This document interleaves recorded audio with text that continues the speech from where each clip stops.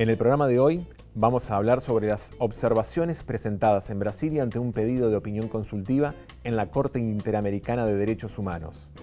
Para ello nos acompaña Jorge Barraguirre. Él es docente de la Facultad de Ciencias Jurídicas y Sociales de la UNL. Fue asesor de la Convención Nacional Constituyente de 1994 y actualmente es Procurador General de la Corte Suprema de la Provincia de Santa Fe. Jorge, bienvenido. Muchas gracias por acercarte a los estudios del ITUS, por prestarnos tu tiempo, que me imagino no debe ser abundante. Y lo primero que quería preguntarte, bueno, lo decíamos en la presentación, un pedido de opinión consultiva en la Corte Suprema de... ¿Qué significa eso en la Corte Interamericana de Derechos Humanos? ¿Qué significa eso? Buenas noches, muchísimas gracias y la verdad que es un placer poder estar acá por primera vez en el canal de la universidad. Hay dos, la Corte Interamericana habitualmente uno la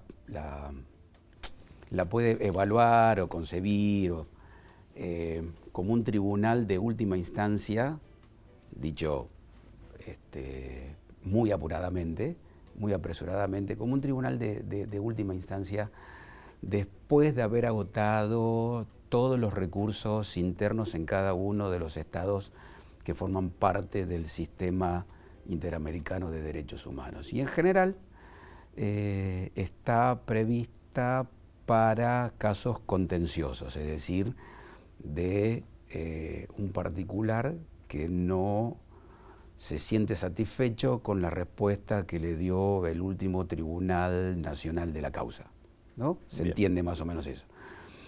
Pero por otro lado, y con mucho menor uso, muchos tribunales internacionales, la Corte Internacional de Justicia, por ejemplo, como la Corte Interamericana de Derechos Humanos nuestra, tienen también lo que se llama una jurisdicción consultiva, que uno nunca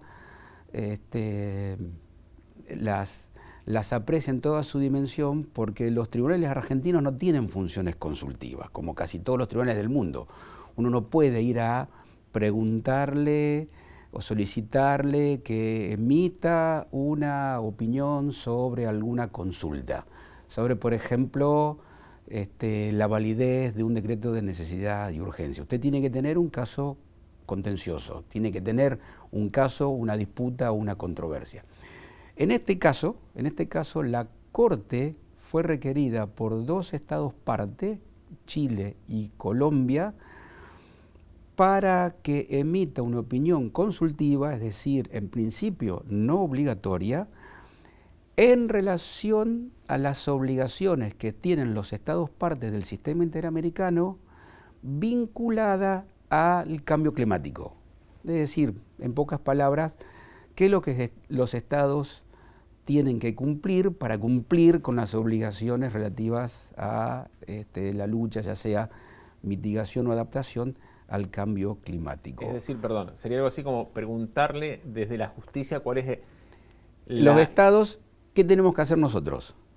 Porque a veces los estándares... La responsabilidad del Estado. ¿Qué es lo que tenemos que cumplir para no caer en algún tipo de incumplimiento y que más tarde o más temprano alguien los responsabilice, ¿no? Y la Corte lo que hizo fue abrir un proceso muy participativo para recibir opiniones bajo la figura de los amigos del tribunal. Hay una expresión latina que dice amicus curiae,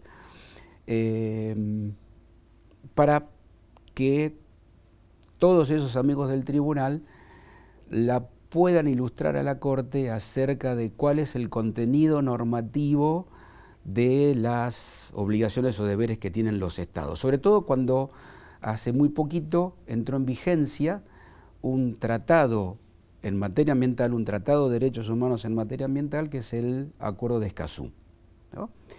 Y lo que básicamente están buscando los estados es que se le detallen, se le especifiquen, como si fuese una especie así de protocolo, casi un reglamento. Si usted cumple con A, B, C, D, E, N... Esto sí, esto no. Exactamente, usted entonces está liberado de todo tipo de responsabilidad. Lo que nosotros hicimos y después Perdón, hay algo que a mí me hace un poco de ruido, porque es como que la consulta de estos estados es de qué manera me cubro y no qué puedo hacer. No, yo creo que, digamos, y sobre todo por las direcciones políticas, tanto Chile como Colombia, era ver qué es lo que tenían que hacer, no tanto como cubrirse. Ah, bien. Sino fue más proactiva la participación, por lo menos como nosotros lo interpretamos. Obviamente ahí puede haber algún otro tipo de lectura, de algún otro tipo de estado que han estado interesados, entonces ver cuáles son los límites, etcétera, etcétera. También puede haber estados interesados en que tienen a lo mejor algún tipo de orientación político-constitucional, entonces no quieren de alguna manera quedar apresados bajo una determinada lógica de las ONG o de las asociaciones civiles que por ahí presionan y por ahí pueden ellos sentir que se presiona demasiado, sí, muchas veces de que hay restricciones presupuestarias para el contra cumplimiento. Las económicas de los intereses de cada país. Exactamente. Y lo que la Corte fue, frente al caudal de opiniones escritas que había colectado, fue invitar a participar a estos amigos del tribunal a una serie de audiencias, orales y públicas, ¿no?, que se transmiten por el sitio web que tiene la Corte Interamericana. Se hicieron básicamente 2 sesiones, unas en Bermuda, una en Barbados y otra en Brasil. Y a nosotros nos tocó, estaba dividida la participación en Brasil, el 24 de mayo en Brasilia y 27, 28 y 29 de mayo en Manaus. Y ahí fue cuando de alguna manera generamos este evento que, bueno, hoy nos convoca acá. Entonces, a ver qué fue la procuración de la Corte a participar en una opinión consultiva en Brasilia. Fueron 10 minutos, los estados parte inauguraron el primer panel. Ellos estaban con un lapso mayor para poder exponer, eran 15 minutos, y el resto de los amigos del tribunal 10 minutos. Y a nosotros nos tocó exponer en el segundo panel, junto con la Intendencia de Montevideo y ya algunas figuras académicas. ¿Y cuáles fueron esos puntos o esas observaciones que pudiste llevar a Brasilia? Lo que nosotros queríamos era, en parte, girar el tenor de la conversación pública, que sabíamos que iba a estar muy determinada por la cuestión esta de especificar y detallar el contenido normativo de los estándares. A veces no, en general. Imagínense, por ejemplo, la Declaración de Naciones Unidas de los Derechos Humanos, post Segunda Guerra Mundial. Tenía que incluir para su firma a las potencias occidentales y a las potencias soviéticas o de los países del socialismo real, etcétera, etcétera. Por lo tanto, el estándar, el núcleo normativo tiene que ser muy amplio para que todo el mundo pueda firmar eso. Y eso en general pasa con los tratados. Y esta era la preocupación, me parece, de estados como Chile y Colombia. ¿Qué hacemos con estos estándares que a veces son lo que los abogados denominamos conceptos de contexto, o normas que tienen un núcleo semántico muy preciso, pero después tienen una zona de penumbra, casos grises, que nadie sabe bien de qué se trata. Y empieza la discusión sobre el espíritu. El espíritu, el sentido, qué dijo el legislador, los miembros informantes, qué dijeron en todo caso en tratados internacionales, qué dijeron los estados, los famosos trabajos preparatorios, ¿no? Entonces uno tiene que empezar a ver ese casi tipo de arqueología del... hay una especie, digamos, yo perdón, un paréntesis, en las clases de filosofía del derecho, digo, es decir, hay un famoso profesor inglés, que es Ronald Dworkin, que él considera de que en general los textos están muy pegados al sentido, ¿no? Entonces digo yo, bueno, eso un poco está en los libros. En realidad, Dworkin trabaja como un arqueólogo, hay que ir a desenterrar para él siempre los sentidos, porque los textos a veces no son todo lo transparente, o no están formulados. Son hijos de un momento específico, exactamente. hay que empezar a entenderlo desde ahí también. Entonces, lo que nosotros queríamos era, bueno, esto me parece que, si se quiere, como política pública de la Procuración, iba a haber un enorme intercambio. Y después, obviamente, lo confirmamos. Entonces, el eje nuestro era más bien cuál tiene que ser el esquema de gobernanza regional para una constitución de los derechos humanos ambientales.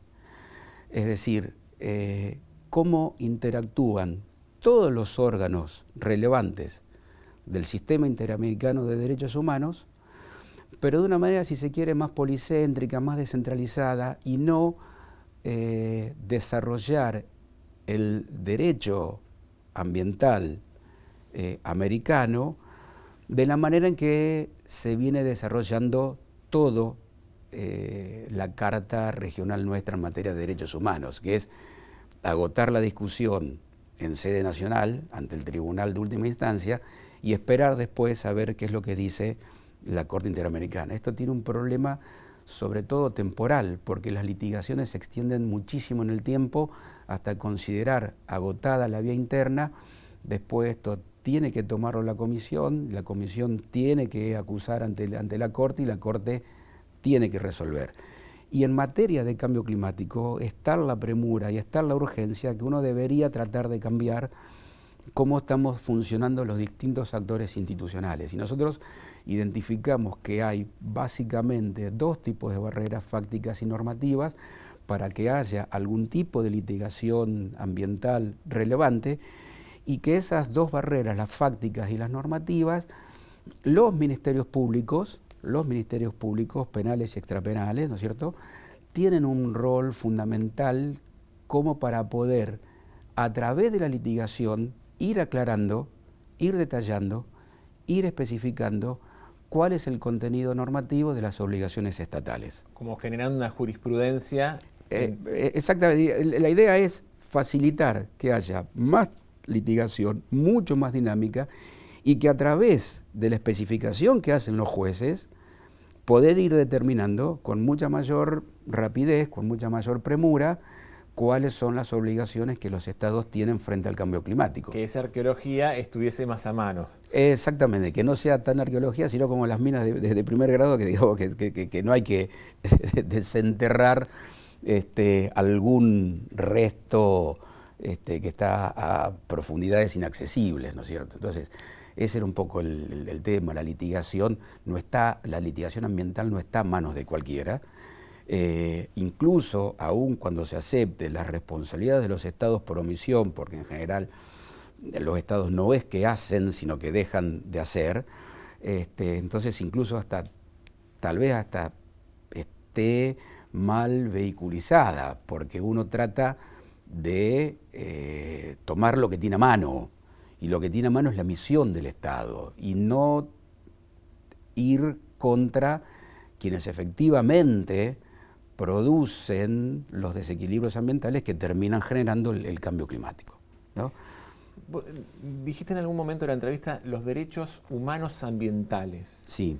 Y normalmente estamos acostumbrados a escuchar derechos humanos y están asociados a la historia. Y ¿cuál es la relación, cuál es el vínculo, cuáles son los derechos humanos ambientales? Bueno, Escazú lo que hace centralmente, este tratado internacional, es, en primer lugar, darles una autonomía. Antes nosotros decíamos usualmente los DESC, Derechos Económicos, Sociales y Culturales.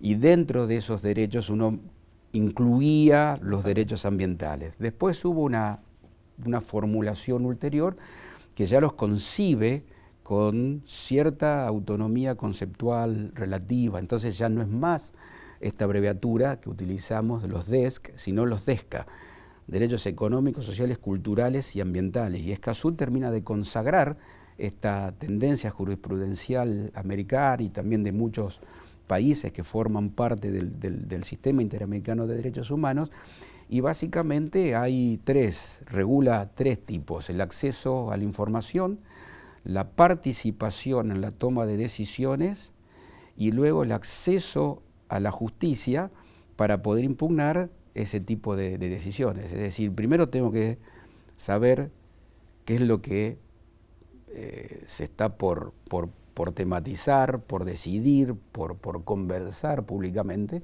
uno tiene que tener acceso suficiente a eso, que es el acceso a la información. Después tengo que participar en forma relevante de las decisiones ambientales que los estados en todos sus niveles tomen. Y por último, si no estoy de acuerdo con esa decisión ambiental que se tomó, tengo que tener los dispositivos y los mecanismos necesarios como para poder llevarlo ante un tribunal de derecho. Esos son básicamente los 3 derechos humanos ambientales que Escazú vino a consolidar en todo el sistema interamericano. Y a los cuales, según tu opinión, los ministerios públicos podrían colaborar. Claro, es decir, justamente esa instancia legal. Claro, tienen un diseño institucional que los hace muy aptos para poder acceder a la información, poder participar en forma relevante, y luego también tienen las herramientas como para poder controvertir algún tipo de decisión que se ha tomado. No es, vuelvo a repetir, no es fácil litigar, porque es una litigación muy compleja, en función de las cuestiones que se están discutiendo, que son cuestiones técnicas y científicas que escapan por los mismos actores que participan. Está el Estado, está me imagino. Te saco un poco de tema para después traerte volvemos de nuevo. Porque fuiste asesor, contábamos también en la introducción que fuiste asesor durante la Convención Constituyente del 94, aquí nomás enfrente de los estudios, en el Paraninfo. Nada, preguntarte un poco por esa experiencia, cómo lo ves a 30 años de ese suceso, y al mismo tiempo preguntarte, porque como decíamos antes, toda legislación también es hija de un momento, ¿cómo estamos hoy respecto a la legislación en función también de este cambio climático, de estos derechos humanos ambientales? Bueno, una de las discusiones, yo había estado también no solamente como asesor en la Constituyente, sino que también me tocó asesorar al expresidente Alfonsín con lo que se denominó el Pacto de Olivos. Tenía 28 años. Y una de las discusiones era cómo modificar la Carta de Derechos sin modificar la Carta de Derechos, y entonces llevar las tranquilidades y las estabilidades necesarias para saber que eso no se iba a tocar y que en todo caso. Y una de las cuestiones, digo, en la nueva Carta de Derechos más importantes fue el artículo 41, que es el artículo de la denominada cláusula ambiental, ¿no? Eso fue una de las cuestiones, me parece, junto con todo ese nuevo capítulo, fue una de las cuestiones más ricas que la Constituyente del 94 logró introducir, y además lo logró otorgándole carta de ciudadanía, en el sentido de que no son disposiciones muertas, sino que son disposiciones muy vivas, ¿no? Son disposiciones muy dinámicas, la protección, por ejemplo, del usuario del consumidor, la tutela del usuario del consumidor, y las acciones, por ejemplo, para poder tutelar los derechos constitucionales, donde le dio también carta de ciudadanía al amparo y a una serie de otros mecanismos como habeas data, habeas corpus, que no estaban constitucionalizados y no se habían podido nunca incorporar, ¿no? ¿Y a 30 años? Déficits. Tal vez a mí me da la sensación de que la premura con que se le implementó, o el tiempo limitado con el que se tuvo que discutir, eran 3 meses, nada más que 3 meses, y en 3 meses había... Por eso fueron muy importantes los acuerdos previos, el marco previo.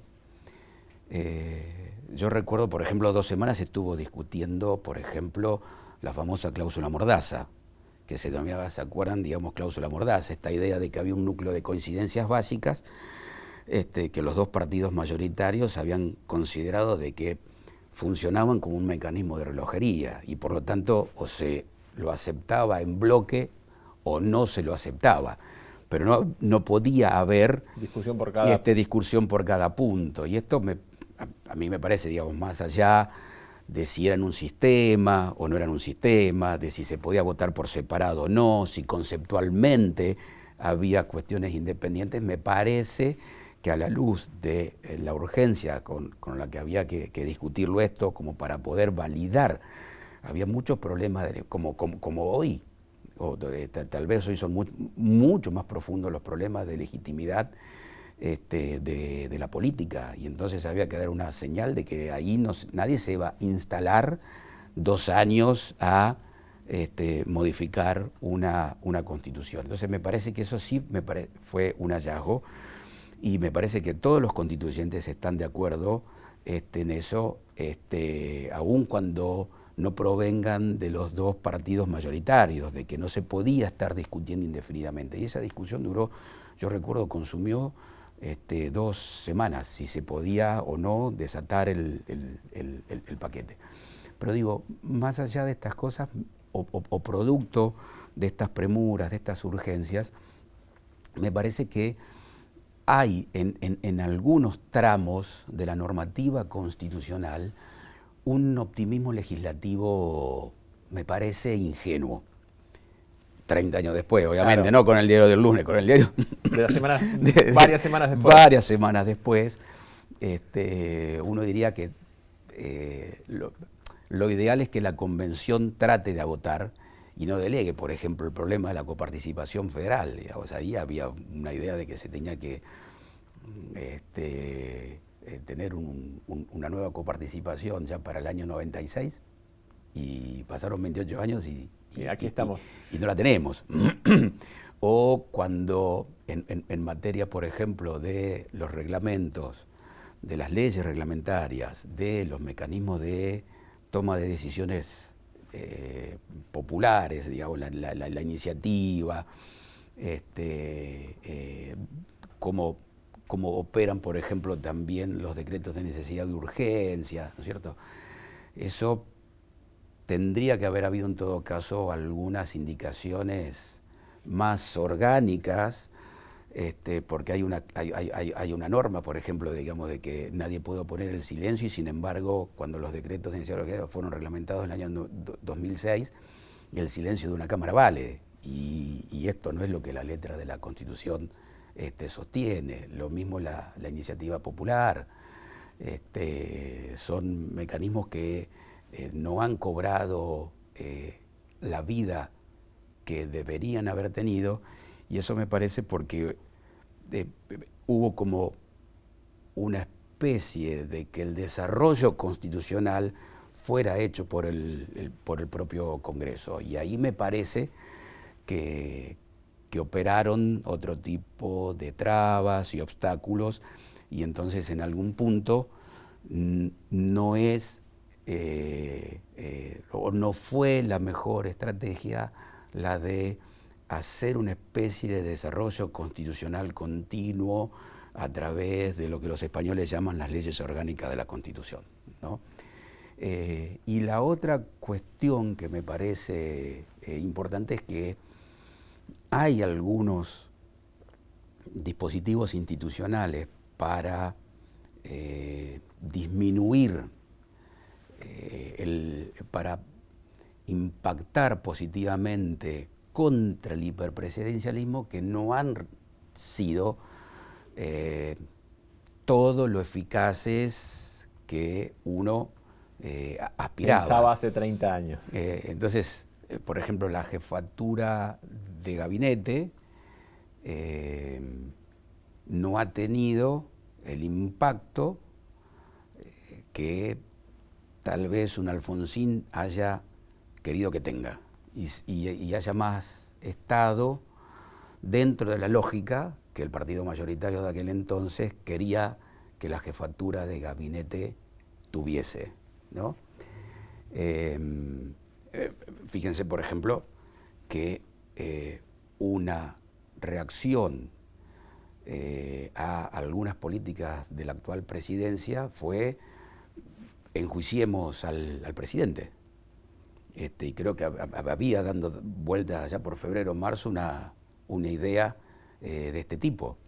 Y la verdad que el mecanismo constitucional pensado para generar algún tipo de cogobierno, de cohabitación o instancias mucho más deliberativas o dialógicas entre el Congreso y el Ejecutivo es la figura del jefe de gabinete. Y esto estaba a disposición de la oposición y creo que, digamos, directamente no lo vieron. No es que lo desecharon, directamente no vieron que ahí hay una alternativa para tener gobiernos más estables, gobiernos, instancias más dialógicas, un nexo. Un nexo, una conexión, cuando tenemos un gobierno minoritario, es decir, un gobierno que no tiene peso legislativo suficiente. Y otra figura, me parece, que tampoco ha sido lo que un Alfonsín pensaba, es el Consejo Nacional de la Magistratura, que no ha producido las renovaciones, por lo menos lo que uno escucha tanto en la academia, en la calle, en el periodismo especializado, que no ha sido lo que quiso ser originariamente, ¿no? Entonces uno sigue teniendo algunos problemas a mano, nomás acá a 160 kilómetros, con lo que fue la actuación de la justicia federal en algún momento. Jorge, quedan un montón de preguntas. Me quedaron, por ejemplo, pendiente, ¿cómo haces para hacer coincidir docencia, procuración? No, lo sufren los chicos, lo sufren los estudiantes, pero tratamos de estar presentes los jueves. Este año tuvimos presentes en alguna medida. Nos quedamos sin tiempo. Quedan un montón de preguntas y seguramente también muchísimo para hablar, sobre todo en lo personal de la convención del 94, pero tenemos que dar de un cierre y agradecerte una vez más que entre todas tus obligaciones hayas podido acercarte hasta aquí. No, el agradecido enormemente de corazón soy yo, al contrario. Muchísimas gracias.